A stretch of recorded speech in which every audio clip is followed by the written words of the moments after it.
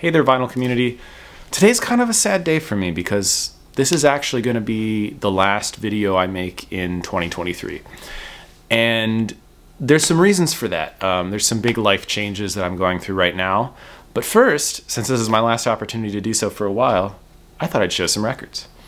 The first record I'm going to show is actually a preview of a review that will be coming out in the next week or two that I am doing for the Tracking Angle, and that is the reissue by Mesh Key Records of Inu, Don't Eat Food. This is kind of a classic Japanese post-punk album from the early 80s. And Mesh Key Records, who did recently last year, the Jack's Vacant World reissue that was so incredible, mastered by Kevin Gray. This is also cut at Coherent Audio, but by Kevin Gray's assistant. I believe his name is Mitch Luthens. I gotta double check that, I'll put it in the description.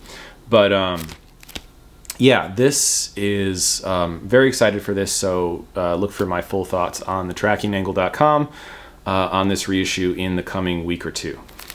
I've been picking up a good bit of classical lately. I finally found at Amoeba, someone dumped off a couple of the ORG 45 RPM classical London reissues that I've been missing. This is Harold Lanchberry, La Fille Mal Gardie.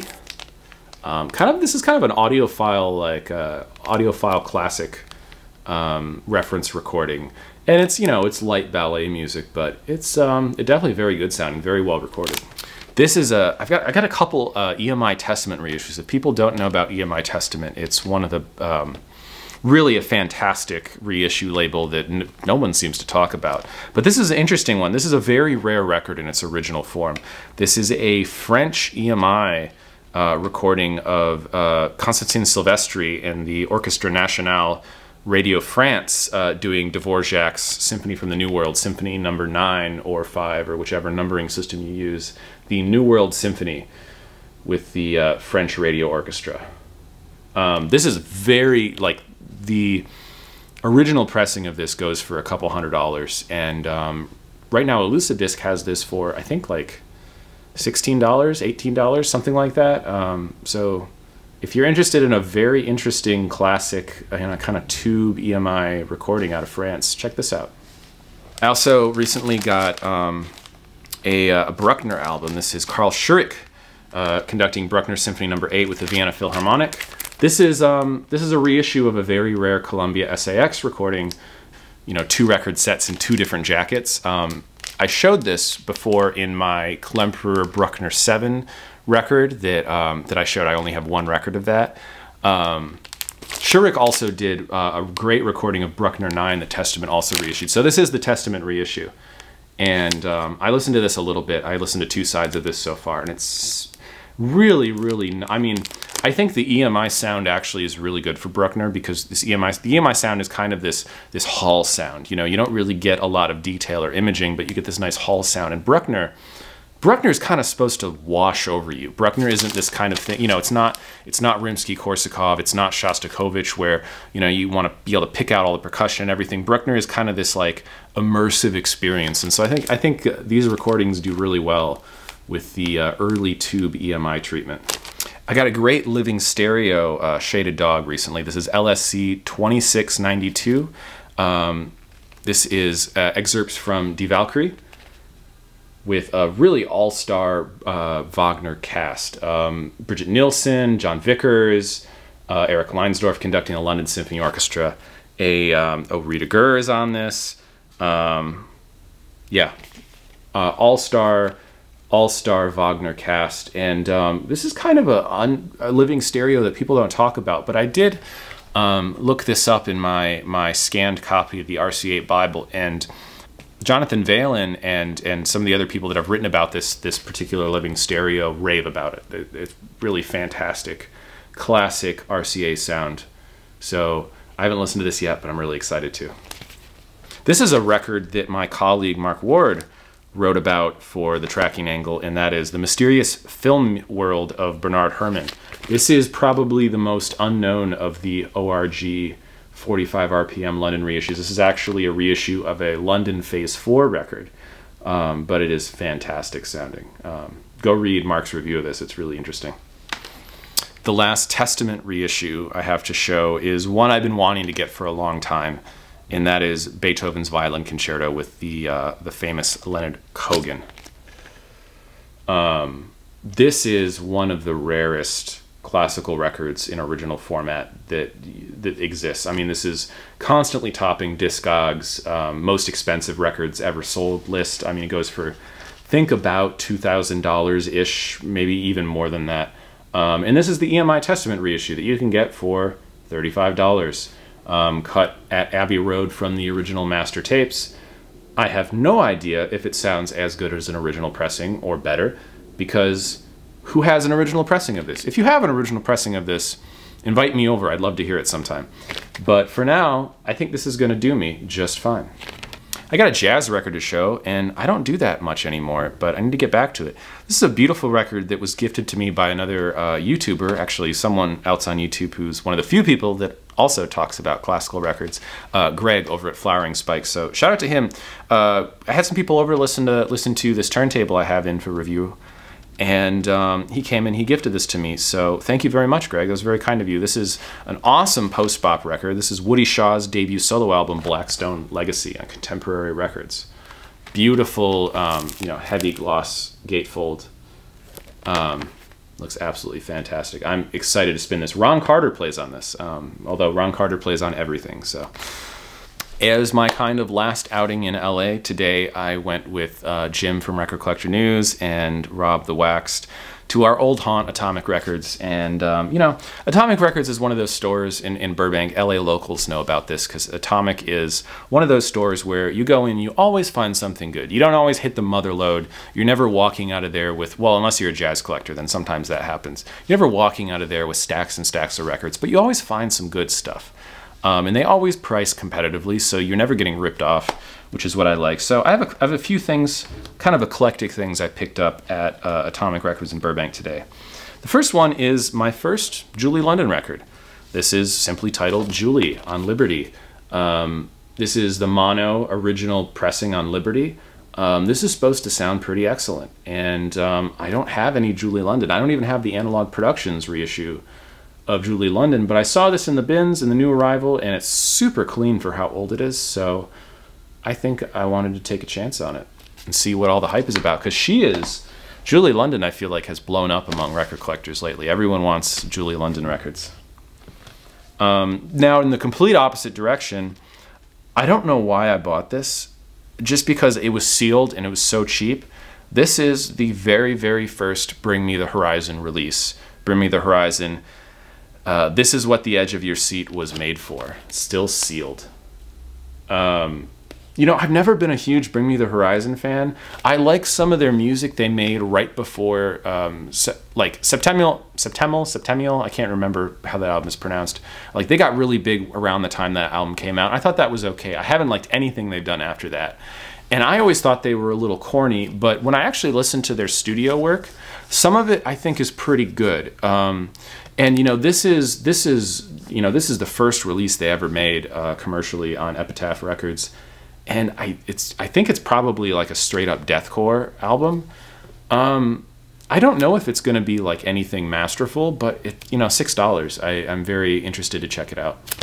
This is a London Blueback that was not on my radar, probably because it's, instead of a CS, it's a PS, so it's kind of popular music. But this is In a Monastery Garden, the Immortal Works of Ketelebi. I don't know, am I saying that right? Ketelebi, with the new Symphony Orchestra of London, conducted by Robert Sharples. So this is a London Blueback I've seen online before, but never encountered in the wild. It's a PS, so it's a popular music London Blueback, but I listened to a little bit of the music on this on my phone, and it sounds like a traditional, like, orchestral soundtrack score. So yeah, it'll be kind of interesting. But, you know, it's that gorgeous early Decca sound, so I'm excited to spin it. A far more serious couple pieces of music that I found at Atomic is a original Dutch Philips pressing of Penderecki's Dies Irae, along with his Auschwitz Oratorio, Polymorphia, and De Natura Sonoris. Christoph Penderecki, who we recently think a couple years ago, passed away. I was really lucky that when I was a student at McGill, I saw him conduct his third symphony with the Montreal Symphony, the Orchestra Symphony de Montreal.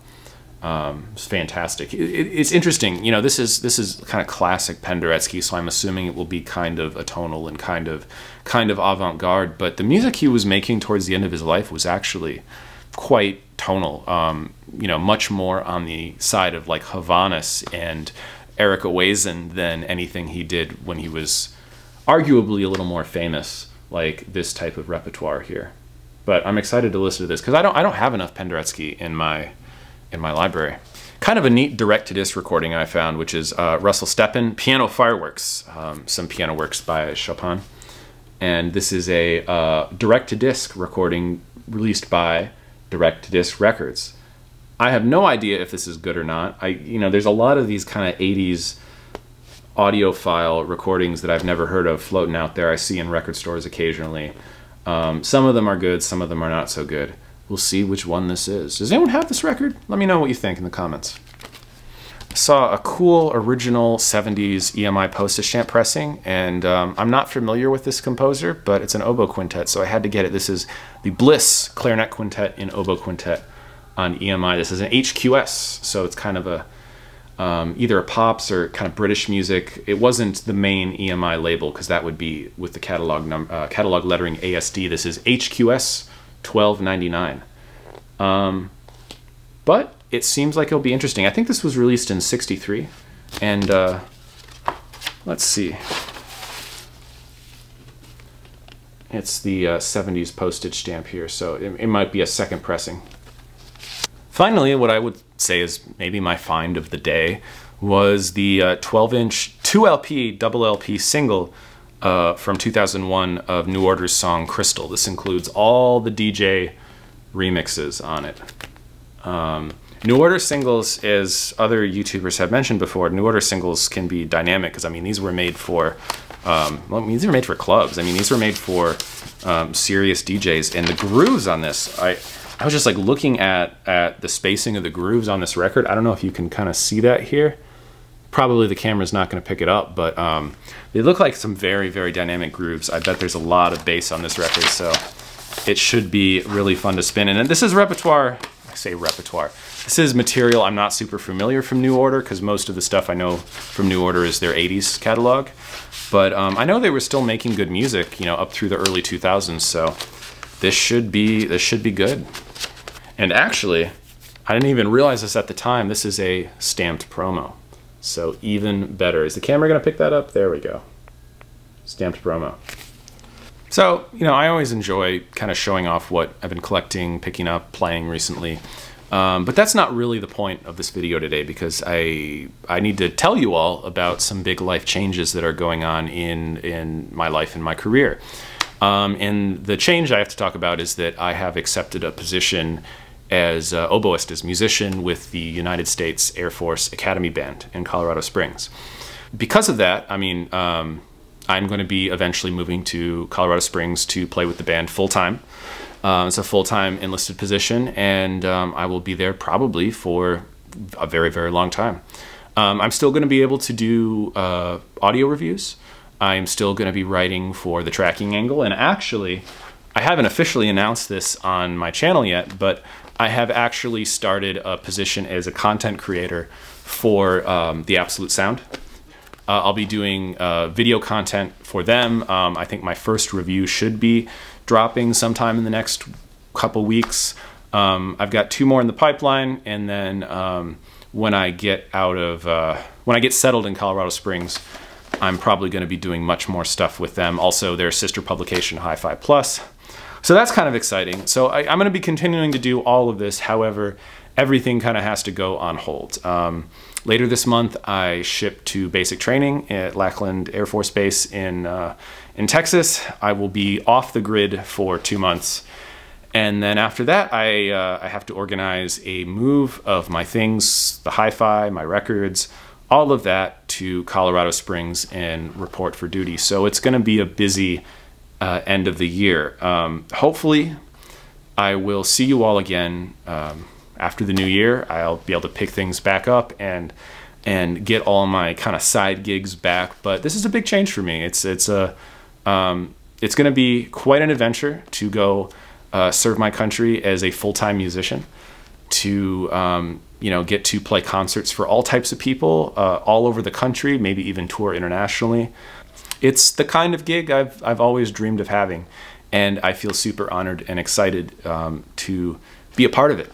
I'm really gonna miss Los Angeles. I didn't get to spend that much time here, but I met so many amazing people here, especially so many great record collectors and audio industry people. I mean, this is really a mecca for the record and hi-fi industry, and if we didn't get to meet up, I'm really, really sorry. I haven't had a ton of time in the short couple months that I've been here. If we did, I had so much fun meeting the few people that I did. Shout out to Jim at Record Collector News, Rob the Waxed, Michael Muller, Greg at Flowering Spikes, a couple other people that don't have YouTube channels, so I won't shout them out here, but a lot of really awesome people in the industry out here that I have met or finally gotten a chance to spend time with or hang out with being in LA. So I am really appreciative of that. On to the next adventure. Thank you all for being a wonderful community of music enthusiasts of all stripes, of record collectors and hi-fi enthusiasts that have made this space so awesome. I'm thrilled to be a part of it, and I can't wait to continue being a part of it.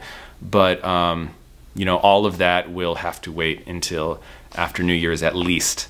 Until I can kind of get my life back together, because things are going to get a little chaotic, and I want to focus on my job first, and all of this stuff, which is also my job.